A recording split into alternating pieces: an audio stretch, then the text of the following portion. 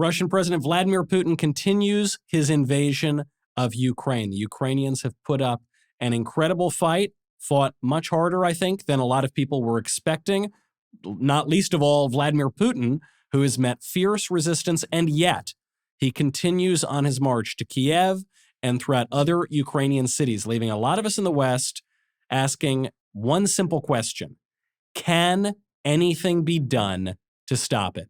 This is Verdict with Ted Cruz.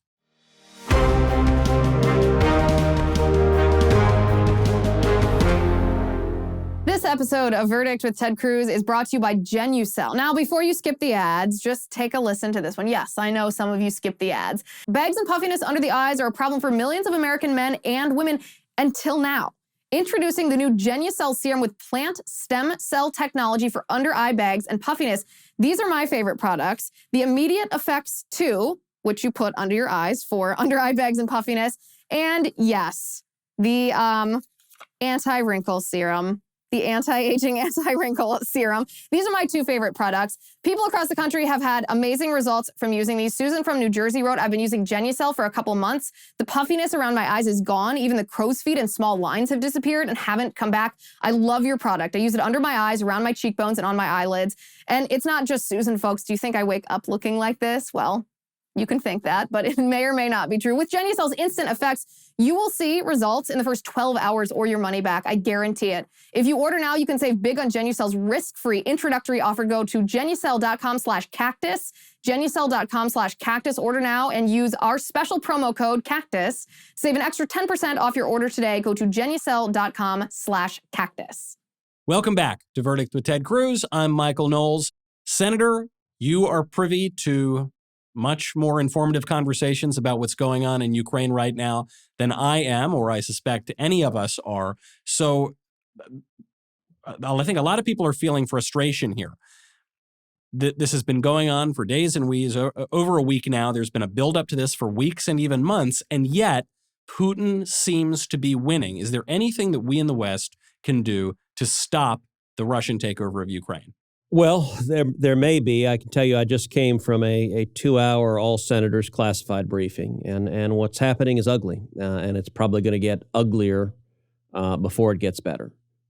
We are seeing the most significant, the most large-scale military conflict in Europe since 1945. The economic effects of this are already significant on Russia. I think they're expected to get much, much worse, and so Putin...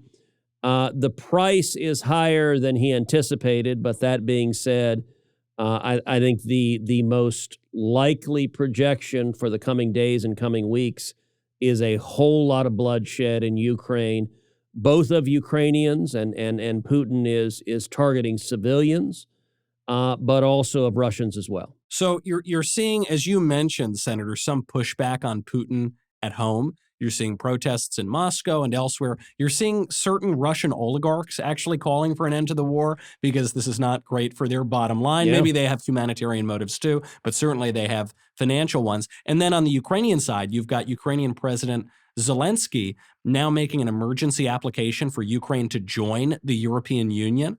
And the EU president has said that she is in favor of Ukraine joining at some point, maybe not right now. There's a process. You think, well, if they don't join right now, there might not be a Ukraine to join. You've got Zelensky now asking the United States to impose a no-fly zone.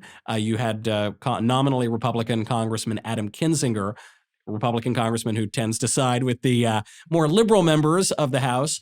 He also was calling for a no-fly zone. A no-fly zone meaning that we would shoot Russian planes out of the air if they violated it. So is any of that going to happen? Is the United States going to get involved in a full-fledged war here for Ukraine or not? Well, I certainly hope not. I think that would be dumb as hell for us to do. Let me say, first of all, Zelensky is a badass. And you want to talk about rising to the occasion. You know, when the Biden administration offered to help evacuate him, which is a great way to project strength right at the outset. Yeah. Right. Zelensky's response was nothing short of spectacular, which is, I need ammunition. I don't need a ride. I mean, that is, look, I think that has rallied the men and women of Ukraine powerfully, to see their leaders ready to fight. I think it also underscores that the Biden administration has been woefully slow providing Ukraine with ammunition, with weapons. They have been weak throughout. The reason this occurred, the reason the invasion happened, is because of the weakness of Joe Biden.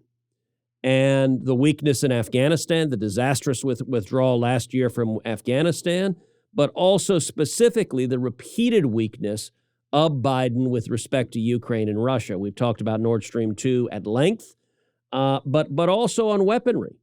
Biden twice last year, in April and December of last year, halted the transmission of weapons to the Ukrainians. They need Stinger missiles. They need javelins right now. They need the equipment to take out Russian tanks and Russian planes and Russian helicopters, and they're running low on all of them. We're seeing Europe stepping up.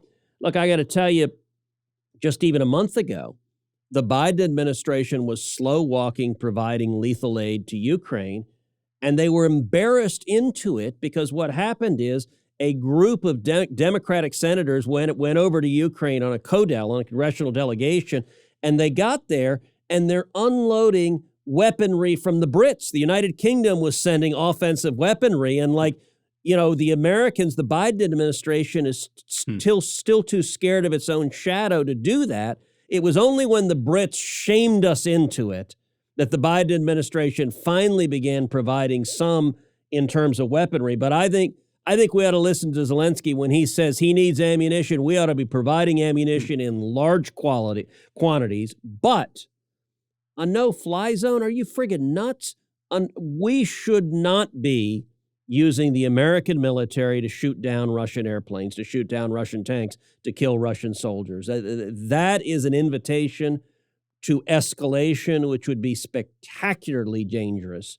And I think it's unfortunate you've got American politicians calling for that. Not very many. Most have better judgment than that. But look, the Ukrainians have shown they want to defend their nation. We ought to be helping ensure that they have the weapons to do so, and they can fight to defend their own country. Now, Senator, you just said that because Joe Biden has not led on this issue, and he's actually, you might go further and say he's created some incentives actually for Russia to invade, but because of that, Europe now is stepping up and Britain. But you're talking like a Republican senator, because when I hear my Democrat friends talk, what they're saying is Joe Biden, through his magnificent leadership, has united Europe like never before. How about that? I think it's spectacularly funny. Ironically, there's a level of truth to it in a very perverse sense, because what Biden has done has been so spectacularly bad, it has provoked the greatest military conflict in Europe since World War II, and now all of Europe is like, oh crap, Russia's invading. So yes, everyone is unified now after Russia invaded. Why did Russia invade? Because of Joe Biden's weakness. It reminds me of during the Obama administration, where I've joked that Obama may have retroactively deserved the Nobel Peace Prize. Remember, they gave him the Nobel Peace Prize like 12 minutes after he was sworn in as president for the great accomplishment of not being George W. Bush. That was enough to give him the prize. But in hindsight, Obama may have deserved it because he did something no one thought was possible. He unified the Israelis and the Arabs. They came together, and all Obama had to do was put in place a deal that was putting us on a path to giving Iran nuclear weapons. And suddenly the Israelis and Arabs said, "Are you friggin' nuts? This is so lunatic." This is very much the same as what Biden has done in Europe. His weakness has been so provocative that Russian tanks have rolled into Ukraine, and all of Europe is like, oh crap, now we're united. Well, yes, but it's only because it's gotten so spectacularly bad that Europe has united against Putin.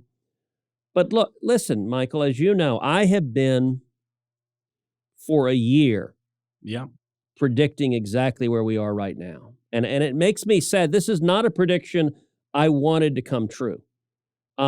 we saw this danger back in 2019. We saw it in 2014 when Putin first invaded Ukraine. We saw it in 2015 when Putin started the Nord Stream 2 pipeline to go around Ukraine so that he could invade Ukraine and still get his gas to Europe. We saw it in 2019 when I authored the sanctions legislation that passed with bipartisan supermajorities that Trump signed and that stopped Nord Stream 2. It's why Putin didn't invade Ukraine in 2017, 2018, 2019, 2020, because he needed to get his gas to market and he had to go through Ukrainian pipelines to do so. And because we had a strong president in Donald Trump, and Putin didn't want to mess with him. Just weeks before the invasion, 44 Democrats voted in favor of waiving sanctions on Russia. Remember that when they start beating their chest about how tough they are on Russia. They caused this invasion by waiving those sanctions. But we filmed the last podcast last week. At the time, I mentioned in the last podcast the possibility of a deal. Here's what had happened, and this was something that had happened, but I didn't reveal the complete. I didn't reveal the complete details of it on the pod. But the day before, I actually called Chris Coons, called him on his cell, and he was in Europe. He was actually in Warsaw, Poland, and I called Chris and said, "Look, Putin has just invaded Ukraine. How about now the Biden White House finally do what it should have done a year ago and impose sanctions on Nord Stream 2. And I said, Chris, if the White House does this, I'll lift all my holds on the State Department nominees.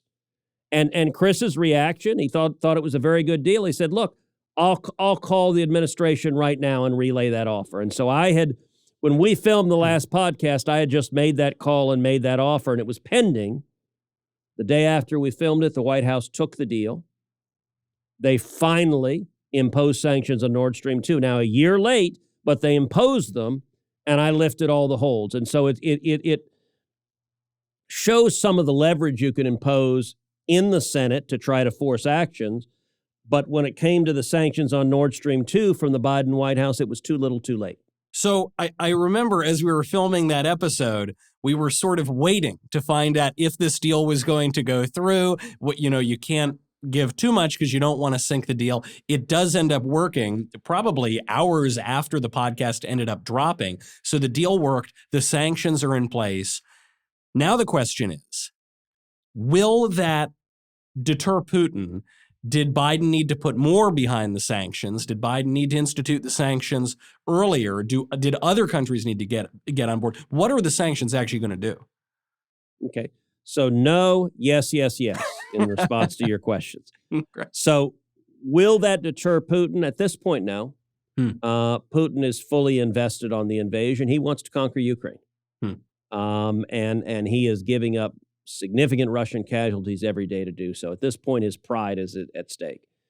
That being said, does Biden need to do more? Yes. So the problem with the Nord Stream 2 sanctions, once Biden put in place, is he's projected so much weakness that the sanctions aren't credible to Putin. Putin is sitting there. I think Putin is, in fact, laughing at the Nord Stream 2 sanctions because I think Putin believes, well, fine, they'll sanction it now while I'm actually driving tanks on Kyiv. Right. But once Putin succeeds in conquering Ukraine, which I think he believes he will, and once he succeeds in putting a puppet government in place, which I think is what Putin plans to do in Ukraine, then I think he believes, for good reason, that Biden will say, oh, well, what a shame. Now we'll lift our sanctions on Nord Stream 2 and you can turn the pipeline on. And so the Biden White House's sanctions on Nord Stream 2 are not credible as sticking. And that's why I'm introducing legislation this week to make the sanctions on Nord Stream 2 permanent and to take away Biden's ability to waive them. And, there's an old military phrase that people learn about, which is, people have heard the phrase, you shouldn't burn your bridges. Yeah. But that actually comes from military strategy where an invading army would come in, they would cross a bridge and they'd burn the bridge behind them. So they had to win the war because retreat was no longer an option. And I think in order for the Nord Stream 2 sanctions to be credible, we've got to burn Biden's bridges, because Putin now knows Biden's so weak, he'll waive the sanctions again once the urgency is gone. Right. We'll have a lot more deterrent effect if it is clear and written in U.S. law that Nord Stream 2, the sanctions are permanent and it will never, ever, ever be allowed to be turned on, because that gives Ukraine the ability. The pipelines still go through Ukraine. It puts Putin in a much more vulnerable position. Right. So even if the current conveyor of the sanctions, Joe Biden, even if he has no credibility, the sanctions themselves could. And if the Democrats really believe what they're saying about Ukraine and about Russia, they'll vote for your legislation. We'll see if that actually pans out. This episode of Verdict is brought to you by Thompson Cigars. Now, I don't have to tell you the gentleman on this show likes cigars. So does my husband. In fact, I just traveled to Milwaukee this past week, and when I got home, I asked my husband, well, what did you do? Well, I was gone. And he tells me that he was smoking Thompson cigar. Real story. This actually happened, and he had a great time. That's why you've got to check out Thompson Cigar, too. Whether you're working from home or just kicking back after a week of being essential, or whether you're batching it while the wife's out of town, there's no better way to relax than with a premium cigar. They've got the best prices on the biggest brands in the business, from Macanudo to Monte Cristo. If you're looking to try new, rare, top-rated blends, but you don't want to splurge on boxes, well, check out Thompson's Cigar Tour, a smattering of 5 different blends delivered to your doorstep each month. Now, Michael and my husband have been fans of Thompson even before they became a partner on this show, because no one has more selection than Thompson. These guys rarely do offers, but right now, Thompson is offering our listeners 15% off orders over $75 or 20% off orders over $99. To take advantage of these incredible savings, simply go to thompsoncigar.com and use promo code CACTUS when you're ready to check out. That website is Thompson, THOMPSON cigar.com, and use promo code CACTUS. You mentioned something that seems really crucial here, which is Putin's pride.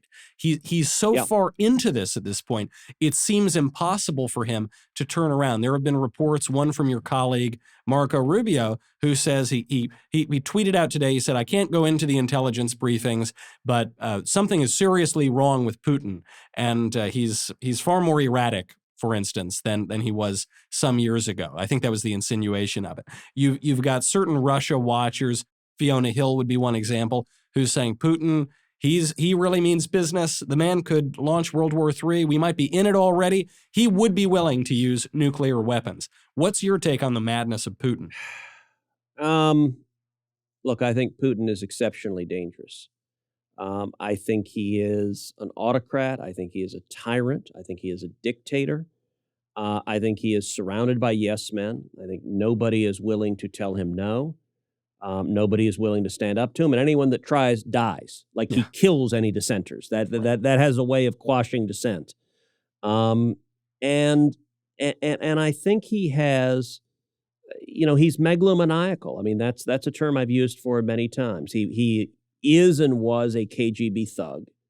And we talked about in the last podcast about how he has these grand visions of Russian greatness. He yearns for the old Russian Empire. He yearns for the Soviet Union. He yearns for the Russian Empire of 1922. He wants to be a czar.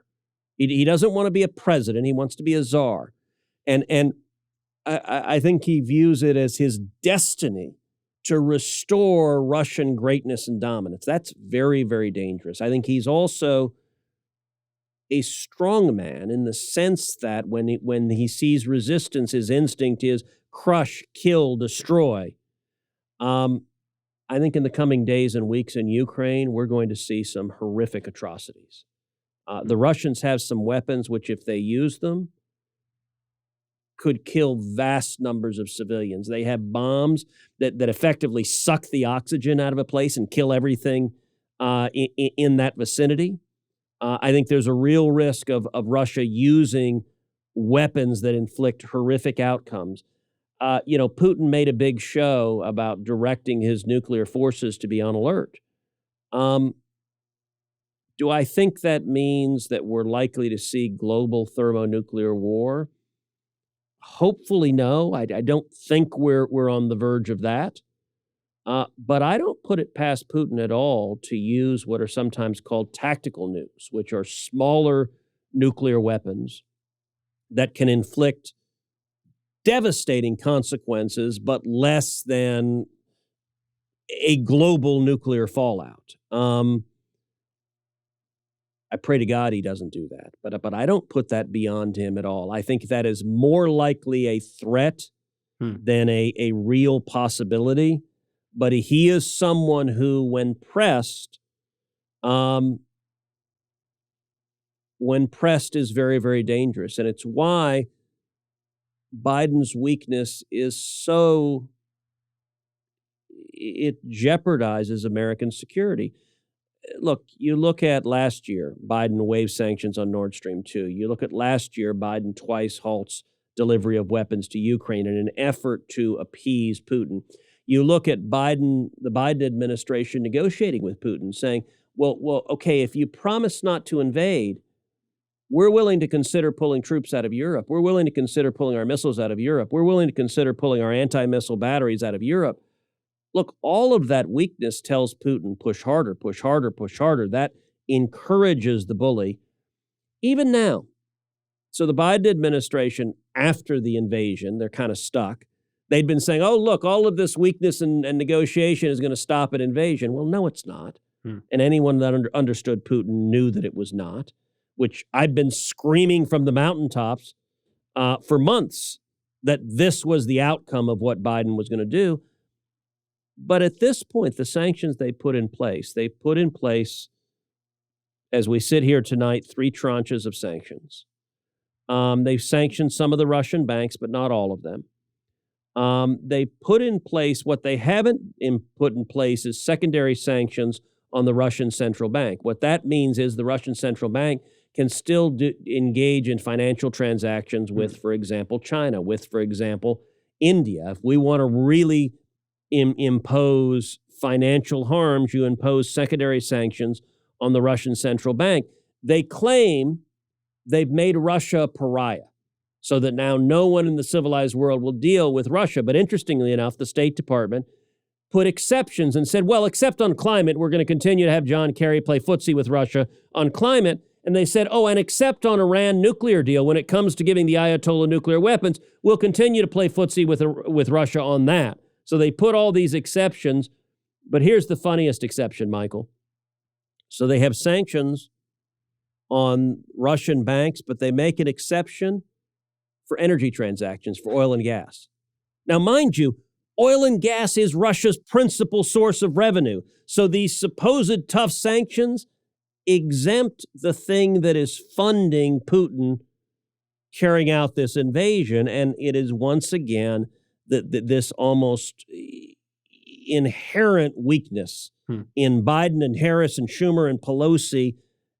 And Putin can smell that weakness, and unfortunately, it only encourages him. So why don't we put the sanctions on the energy industry? Is it one, because Biden doesn't really care if Russia conquers Ukraine and he knows that what he is doing right now doesn't have any teeth, so never mind? Or is it 2, because we need the oil and Europe needs the oil? Look, it's some of both. On one level, I think the Biden administration has all but given up hope that the Russian invasion will stop. They believe this is a done deal. It may be a few weeks, maybe even a few months if the Ukrainians surprise, but they believe eventually Russia will conquer Ukraine. And then what they're counting on is an insurgency that plays out over years. That if Russia conquers Ukraine, that the Ukrainians engage in guerrilla warfare, and that may play out. Look, Russia invaded Afghanistan and for years faced guerrilla warfare in Afghanistan. That's a possibility. I think that's about all the Biden administration is holding on hope for.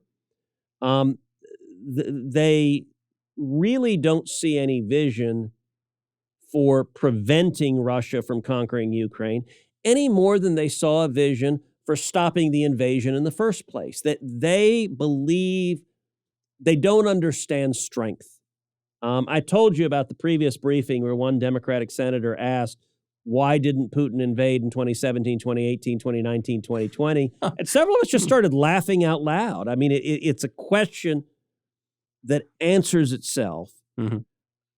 But I will say also, on the European dependence on Russian oil, listen, Biden has gone a long way to creating that dependence. When Biden in his first week shuts down the Keystone Pipeline in America, when he shuts down new leases on federal lands, when he shuts down new offshore leases, all of that reduces America's ability to export energy, which makes our allies more dependent on our enemies. Today's episode of Verdict with Ted Cruz is brought to you by IPVanish. Did you know that browsing online using incognito mode doesn't actually protect your privacy? Without added security, you might as well give all your private data away to hackers, advertisers, your internet service provider, and who knows who else. IPVanish helps you securely and privately browse the internet by encrypting 100% of your data. This means that your private messages, passwords, emails, browsing history, and other information will be completely protected from falling into the wrong hands. IPVanish makes you virtually invisible online. It's that simple. Just for Verdict listeners, IPVanish is offering an insane 70% off their annual plan. That's like getting 9 months for free. You have to go directly to ipvanish.com/cactus to get this 70% off discount. IPVanish is super easy to use. Just tap one button and you're instantly protected. You won't even know it's on. You can use IPVanish on your computers, tablets, and phones. Whether you're at home or in public, don't go online without using IPVanish. Don't forget, Verdict listeners get 70% off the IPVanish annual plan. Just go to ipvanish.com/cactus to claim your discount and secure your online life. That's ipvanish.com/cactus. Senator, there's been a little bit of a schizophrenia maybe on the American right when it comes to the person of Vladimir Putin. There have been some right-wingers who seem to be, if not admiring of Vladimir Putin, they are so critical of our own leaders in the West that they look at things that Putin does and they think, well, maybe we should do that as well. There was the head of MI6, the British spy agency. He tweeted out something to the effect of, what distinguishes us from Vladimir Putin is LGBT rights. And that's why we need to celebrate LGBT rights. And I think a lot of people looked at that and said, well, if transgenderism in the classroom is all that separates us from Putin, then pass the vodka, comrade. I mean, there was but you look at Putin, the guy's obviously a killer. He's a thug. He leads the country that we were at war with for half of the 20th century. What is our understanding of Putin, and why do some people find him, if not attractive? Why is there a kind of interest on the right in Putin? Yeah, look, I think that MI6 tweet was really unfortunate, and I love the Brits. I'm a diehard Anglophile, but that made one want to weep. Yeah. At how the empire has fallen. Look, there is, I think, a small fringe group on the right that finds themselves enamored with strongmen and Putin in particular. I think it's a very small group. Any conservative, as far as I'm concerned, any conservative, any Republican, any American, any patriot, the view on Putin, my view on Putin, is he's a dictator, he's a thug, he's a murderer, he's an evil man, he is our enemy, he hates us, and he wants to kill us. So just so we have no ambiguity. I will say, I think the press desperately wants to amplify this small little fringe group on the right. Because they love any dissension on the right. So we're in this weird Alice in Wonderland where for 60 years, conservatives stood up to the Soviet Union and liberals defended, celebrated, heralded the Soviet Union. For more than 60 years. For almost a century, probably. It was forever and ever. Look, Bernie Sanders honeymooned in the damn Soviet Union. Right.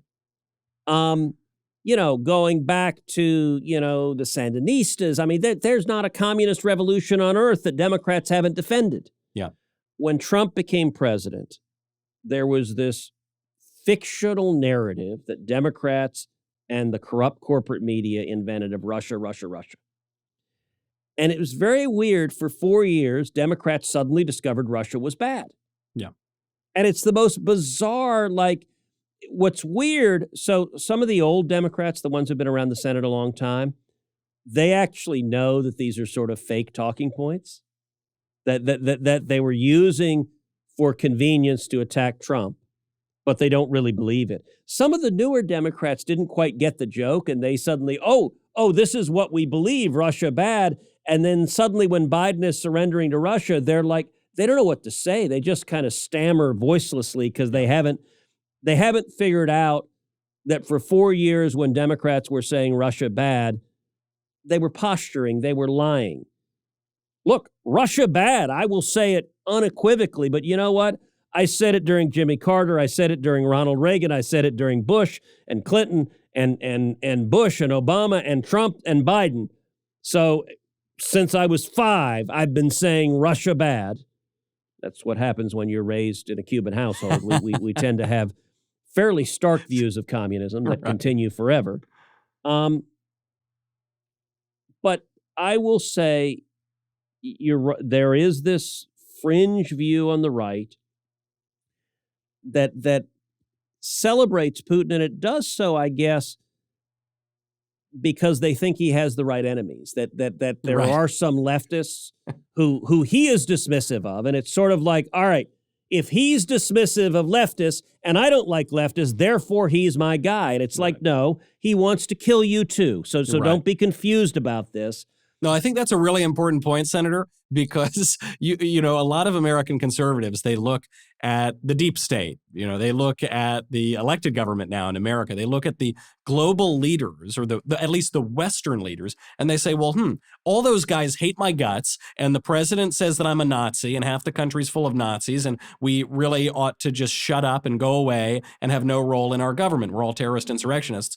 And so I don't like them. And Putin doesn't like them either. But you've made an important observation, which is Putin hates us too. Putin does not particularly favor one American side over the other. He doesn't like America. He doesn't like the West. He's aggressing on the West. It is true that Vladimir Putin funds the construction of cathedrals while America funds drag queen story hour in libraries. But by any measure, Ukraine is a more Christian country and at least equally conservative as Russia. So even if American conservatives are trying to export or superimpose domestic political values on the Russia-Ukraine conflict, I don't think it holds up. And I think it's a really important insight you're making here.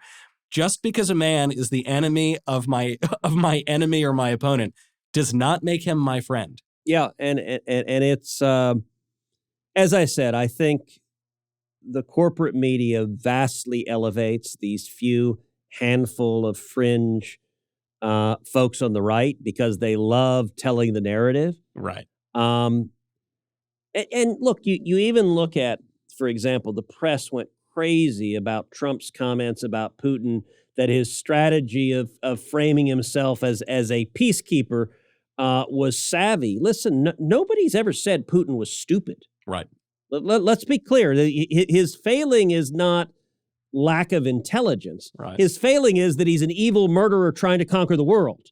It would be better if he were stupid. I wish Putin were stupider. Yeah.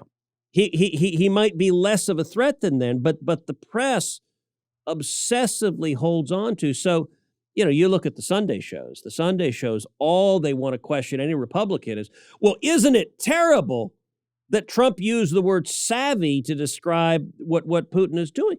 You don't see any of the press questioning Democrats. Well, why did Biden surrender to Putin over and over again? Why did 44 Democrats vote just weeks ago not to sanction Russia? Because the press are propagandists. One of the big issues here is we need foreign energy. We need foreign oil. We need foreign gas. We were on a pathway back to energy independence in recent years, and then unfortunately this president doesn't seem all that interested in it. So what does the future look like for American energy? The White House says we need American energy. We have to be less reliant on foreign oil. But we're not going to drill here. We're not going to build our pipelines. We're not going to build nuclear facilities. So What is the White House saying they're going to do? Look, they don't have any reasonable plan. They are driven by zealotry and extremism. When it comes to the Green New Deal, last week I had a lunch with a number of CEOs of energy companies in Houston. And one of the things I was trying to explain to them is I said, look, you guys are trying to argue based on reason, based on logic, based on facts. You can't reason with these people. They're not interested in reason or logic or facts. The radical left, the Green New Deal proponents, the people driving the Biden administration's energy policy, they hate oil and gas. They want to destroy all U.S. production. They want to bankrupt every U.S. oil and gas company. And they don't care about the consequences. They don't have, when you ask them, how are you going to drive to work? How are you going to power jet airplanes? They don't have an answer. It's not like you're going to put a windmill on the front of an airplane. They have no answer. It is visceral. It's emotional. And part of the problem is, for too many on the left, faith is no longer part of their life. They are virulent atheists. And so this angry environmentalism has replaced faith in their lives. Right. It is their new faith. Look, mankind, all of us yearn for doing something bigger than ourselves, serving a purpose that is higher than just the momentary existence of waking up and eating and going through the day and going back to sleep. We want a transcendent purpose. And for too many on the left, this visceral, emotional environmentalism has replaced religion. And in that context, oil and gas producers are evildoers. They are Satan. They must be vanquished. And one mustn't concern oneself with the pesky details of how it works and who suffers and who pays the price. This is the most convincing take I've actually heard on this, because I've been trying to wrap my head around what the end goal is here for Democrats. Is it that I know they want alternative energies, but surely they know that windmills and, unicorn tears are not going to power the United States. So what are they trying to do? Are they trying to work on some other international energy scheme? But what you're saying here is actually ties in with a conversation we're having about Putin, which is, on this issue, they're just not behaving like rational actors. And even if the elected politicians are on the Democrat side, they are beholden to a base that has become fanatical in its environmentalism. And so why won't they pursue nuclear? Well, because that's bad. Why won't they produce oil at home or encourage the production of oil at home? Well, because that's bad. They'll buy it overseas. So what? Yeah, okay, at least we don't need to think about it. There's not a through line of reason. Michael, what was the end goal of burning witches at the stake? To get rid of all those pesky witches, I thought. That is their end goal. Yeah. That is how they view it. A couple of years ago, I was doing this thing called TribFest, which is, it's done in Austin at the University of Texas at Austin, and I was being interviewed by Chris Hayes, the leftist host on MSNBC.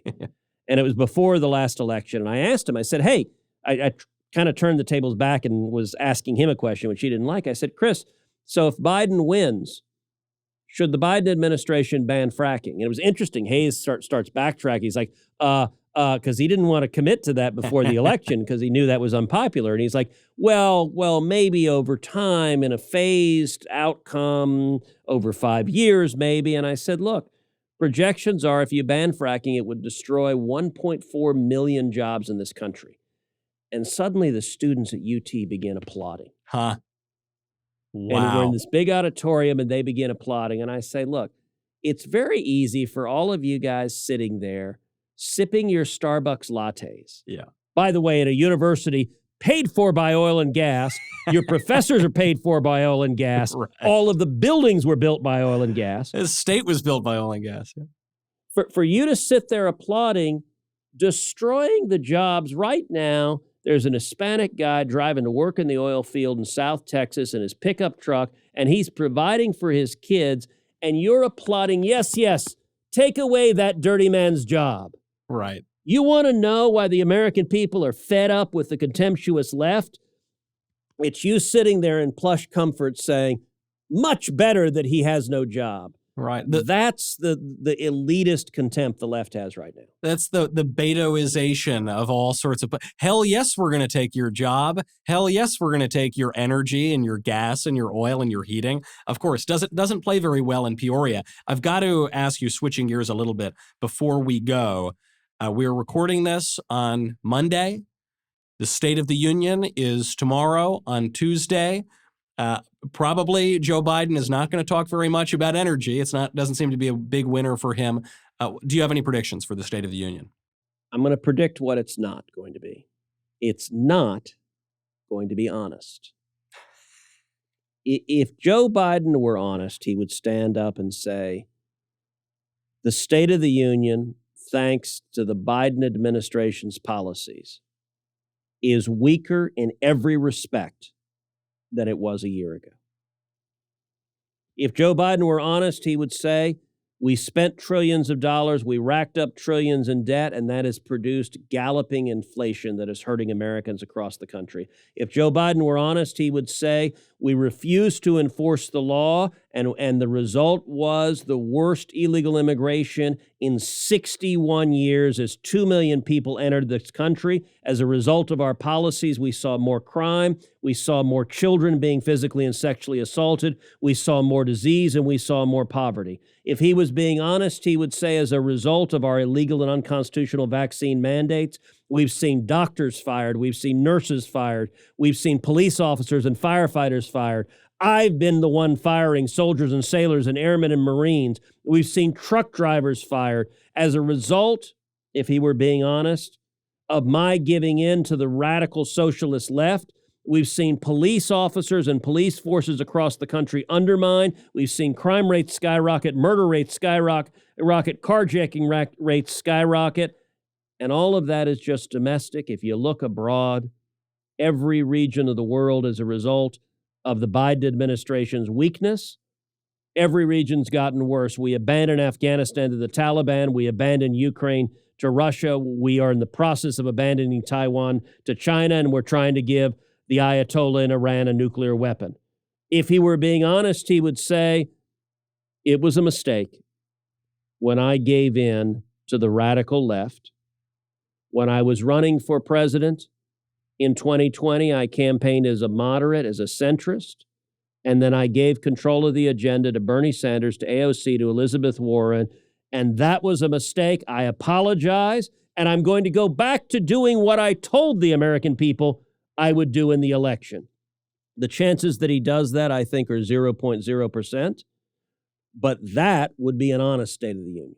If Joe Biden were honest, Senator, if my aunt had cojones, she would be my uncle. So I don't think we're going to look forward to that speech. And in today's world, Michael, she can be both. She might be. She might be. On that note, Senator, we must bring in our friend Liz Wheeler. Liz, what are you going to be talking about on the Verdict Plus community series, The Cloakroom? And actually, before Liz starts, can I ask you something, Liz? Liz, can I ask? Just for the record, you are neither Michael's aunt nor uncle. Is that right? That is correct, and nor can I change my gender. Michael, the question that you asked me, what we're going to talk about on the Cloakroom, it's a little hard to know what to say following a comment, an interaction like that. It's like following. You're asking me essentially to follow the headliner here. Senator, we have a great conversation for the Cloakroom over on Verdict Plus. As you know, anybody who wants to join us can join us on verdictwithtedcruz.com/plus. You can use promo code Cloakroom to get 1 month free on an annual subscription. Today, we're going to be talking about two interesting controversies. The first being pro golfer Phil Mickelson was flirting with the idea of backing an alternative PGA Tour, an alternative to the PGA Tour with the Saudis, and this has caused quite the kerfuffle. So we're going to talk about that. We're also going to talk about former Attorney General Bill Barr. He's writing a book called One Damn Thing After the Other, and is this another John Bolton book where the Attorney General might trash Trump? It appears that it might be so. So we're going to discuss both of those things. As I said, join us on verdictwithtedcruz.com/plus. Promo code CLOAKROOM for 1 month free on your annual subscription. It's going to be a good conversation. Well, I can't wait to hear the conversation. I can't wait to read the former Attorney General's book, because if it does turn out to be a bad book, we never had him on this show. It was never a very popular episode of Verdict. Do not pay no attention to that. I look forward to it, Liz. In the meantime, I'm Michael Knowles. This is Verdict with Ted Cruz.